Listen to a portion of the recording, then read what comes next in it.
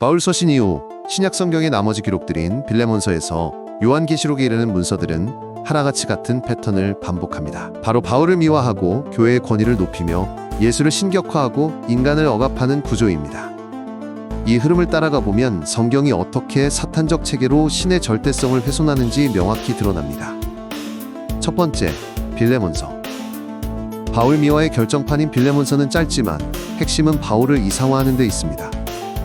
그는 감옥에 갇힌 상태에서 죄를 짓고 도망친 종 오네시모를 주인 빌레몬에게 돌려보내며 자신이 그를 복음으로 변화시켰다고 말합니다. 그러나 여기서 드러나는 것은 단순한 인간관계의 미담이 아니라 바울을 사람을 변화시키는 구원자처럼 포장하는 의도입니다. 감옥에 갇힌 바울이 오히려 영적 지도자로 빛난다는 설정은 현실적으로 불가능할 뿐 아니라 바울을 영웅화하기 위한 꾸며낸 장치입니다. 죄를 짓고 도망치던 오네시모가 뜬금없이 감옥으로 달려가 바울 앞에서 회개한다는 것 자체가 모순적 설정 그 자체입니다. 결국 빌레몬서는 바울 미화를 위한 도구라 할 수 있습니다. 두 번째, 히브리서. 히브리서는 예수를 멜기세덱 계통의 대제사장으로 규정하며 그 권위를 구약으로부터 끌어오려 합니다. 그러나 여기에는 여러 문제점이 존재합니다. 먼저 구약 창세기에서 멜기세덱은 살렘 왕이자 지극히 높으신 하나님의 제사장으로 단 3절 등장합니다. 그는 아브라함에게 떡과 포도주를 내어주고 축복하며 아브라함은 그에게 전리품의 10분의 1을 바쳤다고 기록되어 있습니다. 하지만 이 짧은 언급이 신약으로 오면서 비약적으로 확대되어 예수의 제사장직을 정당화하는 토대로 쓰입니다. 문제는 성경에 수없이 나와 있듯이 예수는 아브라함 계통입니다. 하지만 히브리서에선 예수가 아브라함의 윗사람이던 멜기세덱의 계통이라 주장합니다. 이것은 설정 충돌이며 역사적으로도 설명이 되지 않습니다. 실제 유대 역사서나 다른 자료에서 멜기세덱의 실존을 확인할 어떠한 증거도 없습니다. 그럼에도 히브리서는 이 짧고 모호한 인물을 확대 해석하여 예수가 하늘의 대제사장이라는 타이틀을 갖도록 포장합니다. 예수는 단 한 번도 제사를 지낸 적이 없으며 오히려 타락한 제사장들을 꾸짖는 메시아였습니다. 결국 히브리서의 핵심은 예수의 제사장직을 억지로 정당화하기 위한 신학적 조작입니다. 11조를 정당화하고 예수의 권위를 지켜 세우는 사탄적 장치라 할 수 있습니다. 세 번째, 야고보서. 야고보서는 예수의 형제 야고보를 갑작스럽게 교회의 지도자로 세웁니다. 그러나 예수님은 살아계실 때 한 번도 가족을 교회 지도자로 임명한 적이 없습니다. 오히려 내 어머니와 형제는 하나님의 뜻을 행하는 자라고 하셨습니다. 그런데도 야고보가 예루살렘 교회의 수장이 되었다는 것은 12사도 중 대야고보가 예수의 형제 야고보여야 가능하다고 할 수 있습니다. 야고보서는 예수의 가족조차 예수를 메시아로 인정하지 않았다고 기록하면서 부활 후 갑자기 예수가 메시아임을 믿었으며 빠르게 종교적 깨달음을 얻고 지도자가 되었다는 이야기는 앞뒤가 맞지 않습니다. 깨달음은 그렇게 빠르고 쉽게 오는 것이 아닙니다. 네 번째, 베드로서. 베드로서와 복음서 일부는 베드로 위에 교회를 세우겠다는 말을 기록합니다. 그러나 이것은 철저히 조작된 말입니다. 예수님은 살아계실 때 교회를 세우신 적이 없었고 교회를 지으라 명하신 적도 없습니다. 예수님의 목적은 제도나 건물이 아니라 인간의 마음 안의 신을 찾게 하는 것이었습니다. 따라서 베드로 위에 교회를 세운다는 말은 교회를 정당화하기 위해 후대가 덧붙인 거짓이며 예수님의 본래 가르침을 완전히 뒤집은 것입니다. 다섯 번째, 요한서. 요한서신은 사랑을 강조하는 듯 보이지만 실상은 조건부 사랑으로 왜곡합니다. 예수를 믿는 자만이 참으로 하나님의 자녀라는 주장은 신의 사랑을 제한하고 폄하하는 것입니다. 신의 사랑은 예수를 믿든 안 믿든 선악을 막론하고 모두에게 주어집니다. 신은 인간 모두를 사랑하십니다. 또한 요한서는 예수를 거부하는 자와 교류하지 말라고 가르칩니다. 이는 예수님의 가르침과 정반대입니다. 예수님은 죄인들을 포함해 그 어떤 차별도 없이 모두와 함께 하셨습니다.